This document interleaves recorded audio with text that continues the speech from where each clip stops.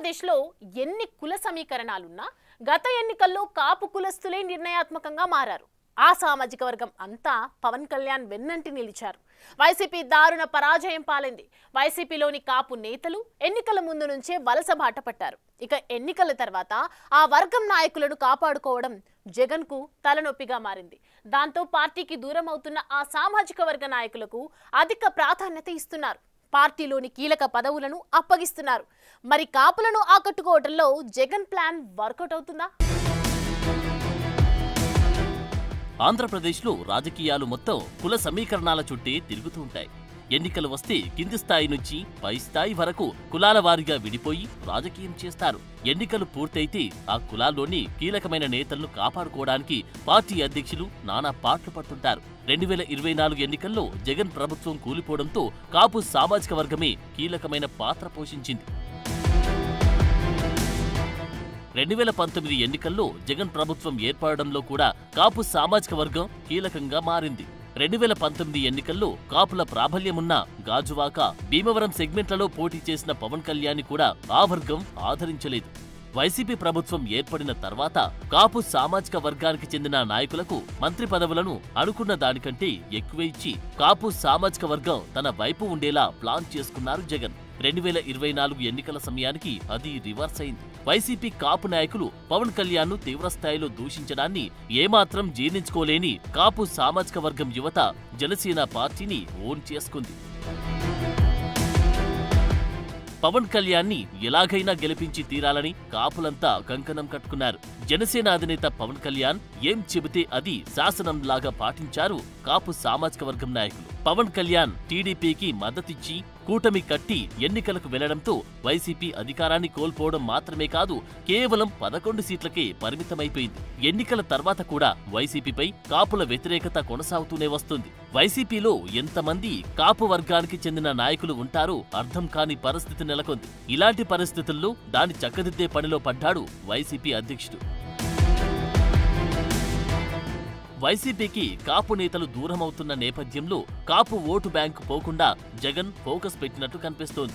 YCP అధికారాన్ని కోల్పోయిన వెంటనే కాపు సామాజిక వర్గానికి చెందిన కొందరు నాయకులు వైసీపీని వీడడంతో పార్టీలో మిగిలి ఉన్న కాపు నేతలకు ప్రాధాన్యత ఇచ్చే ఆలోచనలో జగన్ పడ్డారు.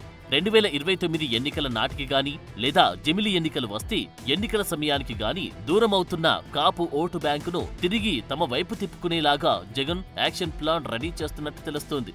ముఖ్యంగా ఉత్తరాంధ్ర నుండి కోస్తాంధ్ర వరకు యాక్టివ్గా ఉండే కాపు నేతలు బయటకు వెళ్లకుండా వారిని యాక్టివేట్ చేసే పనిలో జగన్ వ్యూహాలు రచిస్తున్నట్లు పొలిటికల్ సర్కిల్లో వినిపిస్తోంది. 2024 ఎన్నికల్లో ఓటమి తర్వాత జగన్ ప్రజాక్షేత్రానికి దూరమైన పార్టీని గాడిలో పెట్టే పనిలో పడ్డట్లు కనిపిస్తున్నారు. గత ఎన్నికల సమయంలో కాపు సామాజిక వర్గం వైసీపీకి పూర్తిగా దూరం కావడంతో ఇప్పుడు కాపు నేతలు వైసీపీని వీడకుండా ఆయన జాగ్రత్త పడుతున్నట్లు కనిపిస్తున్నారు. నా ఎస్సీ, నా బీసీ, నా ఎస్టీ అంటూ 5 ఏళ్లు రాజకీయం చేసిన వైసీపీ అధ్యక్షుడు ఇప్పుడు రాజకీయంగా పవన్ కళ్యాణ్ ను టార్గెట్ చేయడానికి కాపు సామాజిక వర్గానికి అధిక ప్రాధాన్యత ఇస్తున్నారు. గతంలో కాపు సామాజిక వర్గానికి చెందిన పేర్ని నాని, కురసాల కన్నబాబు, అంబటి రాంబాబు లాంటి నాయకులను టీడీపీపై చంద్రబాబు, లోకేష్లపై విమర్శలు చేయడానికి, గుడివాడ అమర్నాథ్ లాంటి నాయకుడిని పవన్ కళ్యాణ్ ను టార్గెట్ చేయడానికి జగన్ బానే వాడుకున్నారు. 2024 ఎన్నికలకు ముందు కాపు ఉద్యమకారుడు ముద్రగడ పద్మనాభం లాంటి వాళ్లను పార్టీలో చేర్చుకుని కాపులను ఆకట్టుకునే బాధ్యత కూడా అప్పగించారు. అదే సమయంలో కాపు సంక్షేమ సంఘం అధ్యక్షుడు, మాజీ ఎంపీ హరిరామ జోగయ్య లాంటి వాళ్లు కూడా వైసీపీకి పరోక్షంగా సహకరించారు. కాపు సామాజిక వర్గంలో ఉన్న కీలకమైన నాయకులను వైసీపీలో జాయిన్ చేసుకున్న పరోక్షంగా కొందరు కాపు నాయకులు వైసీపీకి సహకరించినా కూడా కాపు ఓటర్లు కనికరించకపోవడంతో వైసీపీ అధినేత డైనమాలో పడ్డారు. ముఖ్యంగా 2024 ఎన్నికల తర్వాత కాపు సామాజిక వర్గానికి చెందిన కొంతమంది నాయకులు వైసీపీకి రామ్ చెప్పి టీడీపీ గూటికి వెళ్లిపోవడంతో వైసీపీ అధినేత జగన్ ఇప్పుడు కాపు సామాజిక వర్గానికి చెందిన నాయకులకు అత్యధిక ప్రాధాన్యత ఇచ్చి ఆలోచన చేస్తున్నట్లు తెలుస్తోంది.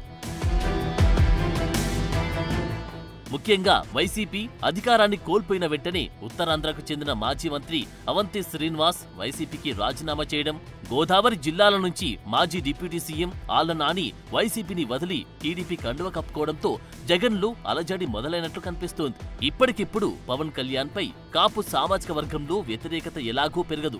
తమ నాయకుడిని ముఖ్యమంత్రి చేయాలని జనసేన నాయకులతో పాటు కాపు సామాజిక వర్గానికి చెందిన వారు కూడా పట్టుదలతో ఉండడంతో వారంతా మళ్లీ పవన్ కళ్యాణ్కి జై కొట్టే అవకాశం కనిపిస్తోంది. ఇవన్నీ ఆలోచించిన జగన్ కాపుల మద్దతును కూడగట్టుకోవడం అనేది చాలా కష్టంతో కూడుకున్న పని అని స్పష్టంగా అర్థమవడంతో వైసీపీలో ఉన్న కాపు సామాజిక వర్గానికి చెందిన కీలకమైన నాయకులకు అత్యంత ప్రాధాన్యత ఇస్తూ తన వంతు ప్రయత్నాలు మొదలుపెట్టారు. ముఖ్యంగా ఉత్తరాంధ్ర నుండి కోస్తాంధ్ర వరకు కాపుల ప్రాబల్యం రాజకీయాల్లో కాస్త ఎక్కువగానే కనిపిస్తోంది. గత ఎన్నికలకు ముందు చంద్రబాబు అరెస్టు సమయంలో పవన్ కళ్యాణ్ ఆ పార్టీకి మద్దతు పలికారు. కాపులంతా పవన్ కళ్యాణ్ వైపు ఉండడంతో ఒక్కసారిగా జగన్ తన అధికారాన్ని కోల్పోయారు. రానున్న రోజుల్లో ఉత్తరాంధ్ర నుండి కోస్తాంధ్ర వరకు ఉన్న కాపు సామాజిక వర్గానికి చెందిన నాయకులకు ప్రాధాన్యత ఇచ్చి పార్టీలో కంటిన్యూ అయ్యేలాగా చేయకపోతే పార్టీ మనుగడ కష్టమని భావిస్తున్న జగన్ ఎన్నికల్లో ఆ వర్గం నేతలకు ప్రాధాన్యత ఇస్తున్నారు.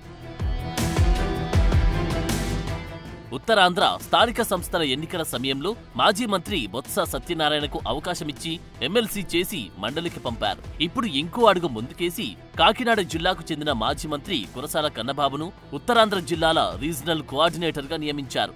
కాకినాడ జిల్లాకు మాజీ మంత్రి దాడిశెట్టి రాజాను పార్టీ అధ్యక్షుడిగా నియమించడంతో ఉత్తరాంధ్ర నుండి కోస్తాంధ్ర వరకు ఉన్న కాపు నాయకులను, ఓటర్లను వైసీపీ వైపు తిప్పుకునే ప్రయత్నం చేస్తున్నట్లు తెలుస్తోంది. అయితే కాపు సామాజిక వర్గంలో పవన్ కళ్యాణ్ పై అంతులేని అభిమానం కనిపిస్తోంది. ఆ వర్గానికి చెందిన మొదటి ముఖ్యమంత్రిగా పవన్ ని చూడాలని వారంతా భావిస్తున్నారు. ఈ నేపథ్యంలో పవన్ కళ్యాణ్ పై వారిలో ఇప్పట్లో వ్యతిరేకత వచ్చి అవకాశం లేదన్న అభిప్రాయం ఉంది. కాబట్టి జగన్ ఆలోచనలు ఏ స్థాయిలో వర్కౌట్ అవుతాయనేది డౌటే అంటున్నారు. మరి వైసీపీలో ఇప్పుడు రెడ్డి సామాజిక వర్గం తర్వాత కాపు సామాజిక వర్గానికి అత్యంత ప్రాధాన్యత ఇస్తున్న జగన్ వ్యూహాలు ఎంతవరకు ఫలిస్తాయో చూడాలి.